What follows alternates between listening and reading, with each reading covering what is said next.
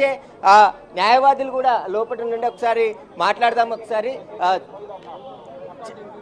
changed recent laws. First of all, the court has to consider the statements before taking into cognizance. Court has got every right to send a notice. ఏం చెప్పమంటారు?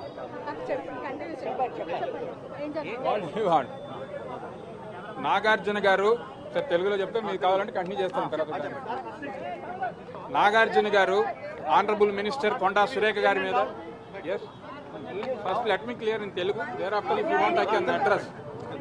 నాగార్జున గారు ఈ నెల 2వ తేదీన honourable minister Konda Surekha గారు ఇచ్చినటువంటి derogatory statements ఆయన్ని వారి యొక్క కుటుంబాన్ని అప్రతిష్ట పాలు చేశారు అనేది వాళ్ళ కుటుంబ నేపథ్యంలో వాళ్ళకి కేటీఆర్కి ఈ కొండా సురేఖ గారికి ఉన్నటువంటి రాజకీయ విభేదాల వలన వారి యొక్క కుటుంబాన్ని దీనిలోకి లాగారు, మా కుటుంబాన్ని అప్రతిష్ట పాలు చేశారు అని చెప్పి ఈ నెల 3వ తేదీన వారు ఇచ్చినటువంటి స్టేట్మెంట్ మీద నాగార్జున గారు at the time he was in Visakhapatnam, immediately he reached to Hyderabad రాగానే 3rd of this month he made a complaint. It is called a private complaint before this honorable court. The honorable court has got ample power to take into the cognizance. Before that, accused should be given an opportunity of being heard. For that, వాళ్ళు ఇచ్చేటటువంటి అవకాశం ఉన్నది.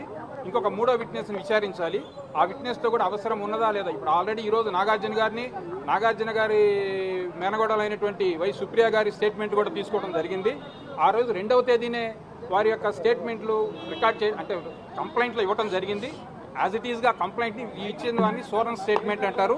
స్వోరన్ statement complainant at the same time first witness అయినటువంటి Y Supriya గారు court వారి ముందు statements తీసుకోవడం జరిగింది. కోర్టు వారు తీసుకున్నారు. నెక్స్ట్ అడ్జోర్న్ చేశారు. మ్యాటర్ ఎప్పటికీ అడ్జోర్న్ చేశారు. By the time I came out. కాబట్టి ఆ తర్వాత ఏం జరిగింది అనేది నాకు తెలియదు. ఎనీవే అంతవరకు మ్యాటర్ జరిగింది. నాగార్జున గారు మాది చాలా గౌరవమైనటువంటి కుటుంబము. గత 50-60 సంవత్సరాల నుంచి కూడా మా నాన్నగారు అక్కినే నాగేశ్వరరావు గారి దగ్గర నుంచి యావదాంధ్రులకి అందరికి తెలిసిన విషయమే.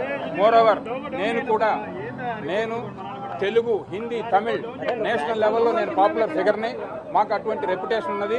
నాకేగా ఈవెన్ మై సన్ చైతన్య కూడా తెలుగు, తమిళ్, హిందీ భాషలో నటించడం జరిగింది. అత్యంత మేము రెప్యుటేటెడ్ ఫ్యామిలీ. మా రెప్యుటేషన్ని ఆనరబుల్ మినిస్టర్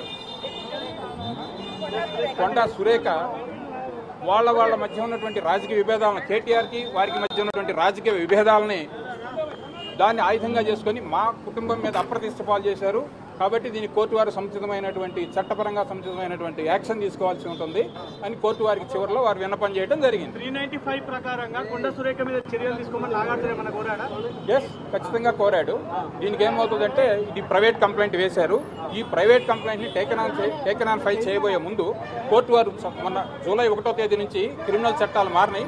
మీకు అందరికి కూడా సుపరిచితమే. బహుశా ఆ కొత్త చట్టాల ప్రకారం అక్యూజ్డ్ నిందితురాలు, ఈ కేసులో ఎవరినైతే నిందితురాలుగా కొండా సురేఖను సూచించారో ఆ కొండా సురేఖ కూడా అవకాశం ఇవ్వాలి. ముందు ఆపర్చునిటీ ఆఫ్ బీయింగ్ హర్డ్ అనేది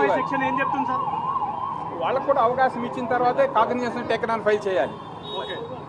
అలా చేసే అవకాశం ఉంది. అది చేస్తారు. వాళ్ళని కూడా పిలుస్తారు. ఫస్ట్ అవకాశం ఇస్తారు. Before that court is not going to give a CC number.